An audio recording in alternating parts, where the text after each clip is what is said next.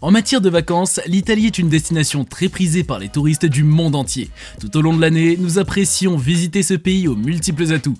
Qui n'a jamais rêvé de mener la Dolce Vita en plein cœur de la botte? Il est vrai que l'Italie reste la destination préférée des amoureux, mais ils ne sont pas les seuls à apprécier les merveilles dont elle regorge. En effet, le territoire a une histoire particulièrement riche. Et ces villes, toutes plus incroyables les unes que les autres, en sont la preuve, tout comme la région des 5 terres. Bien entendu, la gastronomie italienne fait énormément parler d'elle. Une assiette de spaghetti al vongole et l'illusion est parfaite. Vous êtes en Italie, est-ce vraiment la destination idéale pour de super vacances? Pour vous le prouver, nous vous avons recensé les 5 bonnes raisons qui devraient vous convaincre de réserver votre séjour sur la péninsule.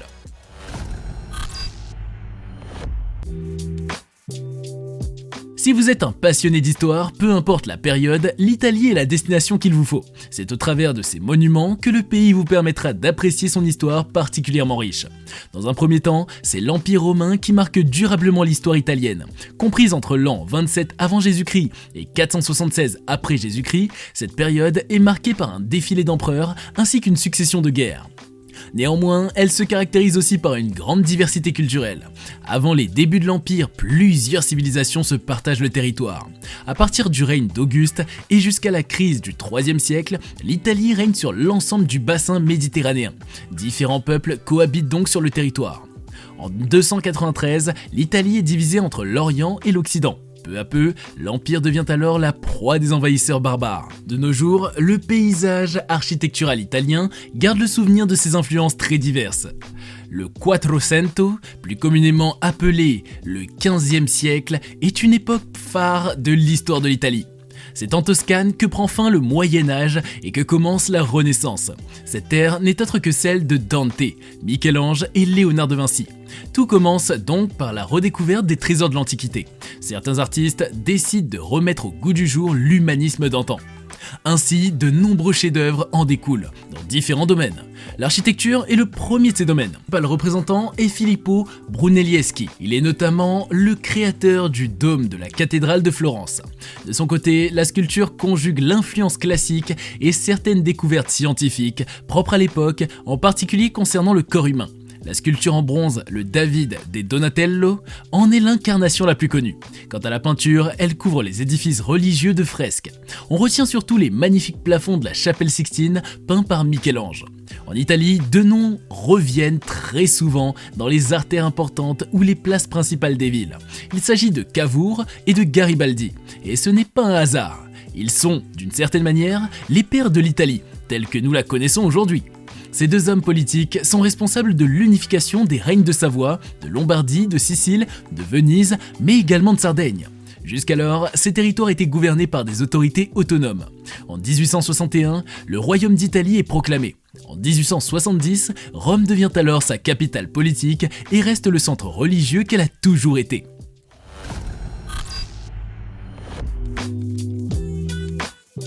Maintenant que nous avons brièvement évoqué l'histoire du pays, nous allons nous concentrer sur les nombreuses villes qui s'offrent à nous. Rome est la destination italienne par excellence. Berceau de l'Italie antique, l'histoire de la capitale aux 2000 fontaines remonte à l'Antiquité. La visite du Colisée et du Forum romain vous plongera dans l'histoire profonde du pays. Il ne faut aussi surtout pas manquer la magnifique fontaine de Trévi qui se trouve sur la place du même nom. De la même manière, le Vatican et sa chapelle Sixtine sont célèbres dans le monde entier. Le plafond de cette dernière reste une œuvre incontournable. En 1504, le pape Jules II charge Michel-Ange de refaire la décoration du plafond de la chapelle. Le thème de cette dernière concerne le salut de l'humanité offert par Dieu au travers de son fils Jésus. En effet, Michel-Ange est un véritable humaniste. Il place donc l'homme au centre du monde. Florence est l'un des plus précieux trésors de l'Italie. Cette fois-ci, la ville est le berceau de la Renaissance. Plus simplement, il s'agit d'un véritable musée à ciel ouvert. La Galerie des Offices, par exemple, est le musée d'art le plus connu de la ville. De nombreuses œuvres de grands peintres italiens tels que Botticelli, Raphaël, Michel-Ange, le Caravage ou Léonard de Vinci s'y trouvent. Le Duomo est également un véritable bijou architectural qu'il vous faut absolument visiter. Bien entendu, il est hors de question que vous manquiez le célèbre Ponte Vecchio, le pont médiéval de la ville. Ce dernier a la particularité d'abriter de multiples boutiques de luxe ainsi qu'une rue piétonne. En matière de logement, Florence n'est pas en reste. Notre choix s'est donc arrêté sur le Golden House. Situé en plein centre de la ville, cet appartement offre une très belle vue sur la cité et bien plus que le confort nécessaire pour passer une bonne nuit. Venise est légendaire. Elle est une sorte de véritable bulle hors du temps. En réalité, la ville peut se vanter d'être la plus belle d'Italie, notamment grâce à ses canaux. Venise est aussi la cité la plus romantique au monde. Au coucher de soleil, la vue sur le Grand Canal est spectaculaire, offrant une parenthèse enchantée à tous les amoureux de la planète. La visite de Venise se fait sur l'eau. Vous pourrez ainsi partir à la découverte des nombreux palais de la ville, de la place Saint-Marc et de son incroyable basilique. À Venise, les logements sont très luxueux. En plein centre-ville et à seulement 15 minutes de la place Saint-Marc, nous vous recommandons le Pesaro Palace. Surplombant le Grand Canal, cet établissement est un édifice du XVe siècle. Il propose des chambres de style vénitien, de quoi vous mettre directement dans l'ambiance. Milan se situe au nord de l'Italie, non loin des Alpes. La ville occupe une place de choix dans le classement des plus belles villes d'Italie. De plus, elle est la capitale de la mode, ce qui en fait une métropole moderne. Milan vous séduira surtout grâce à ses nombreux monuments. Son célèbre Duomo est l'une des plus grandes cathédrales catholiques au monde et sa galerie marchande de luxe est classée monument historique. Lorsque la nuit pointe le bout de son nez, vous aurez aussi la possibilité de vous rendre à la Scala pour assister à une représentation de ballet, de théâtre ou d'opéra.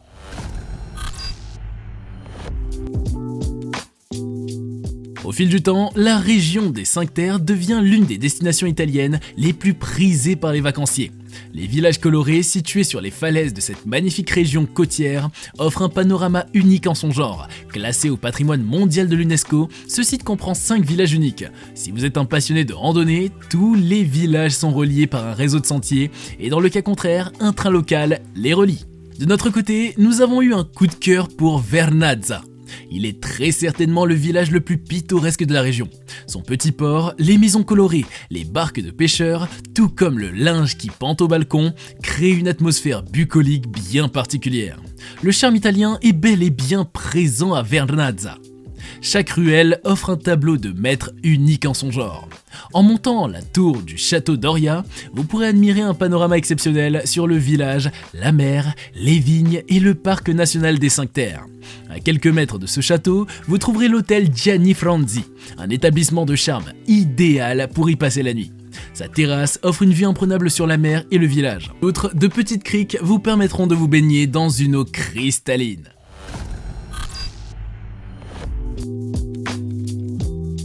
Tester la Dolce Vita, c'est l'adopter. C'est en tout cas ce que scandent la plupart des Italiens, et il semblerait qu'ils aient bel et bien raison. L'expression décrit le mode de vie italien qui se manifeste dans tous les aspects de la vie quotidienne du pays. Ce mode de vie se base sur une philosophie bien spécifique. Effectivement, les Italiens accordent une grande importance à la famille, à la nourriture, à la gastronomie, à l'art et à la culture. Ils considèrent donc la vie comme une occasion de profiter de chaque instant.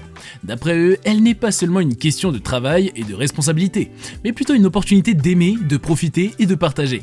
De plus, l'Italie est un pays riche de traditions et de culture, et les Italiens sont très attachés à leurs coutumes, mais aussi à leur histoire. Ainsi, ils sont très fiers de leur patrimoine. Ils aiment partager leurs traditions tout en savourant chaque instant qui passe. Les Italiens apprécient aussi la beauté de la nature et des paysages, ce qui leur permet de développer une véritable sensibilité artistique. Pour faire simple, vivre en Italie est une expérience culturelle unique. Le peuple italien est extrêmement chaleureux et accueillant, et cela donne encore plus envie aux touristes de visiter le pays. C'est aussi ce qui fait de l'Italie un pays si unique et si spécial.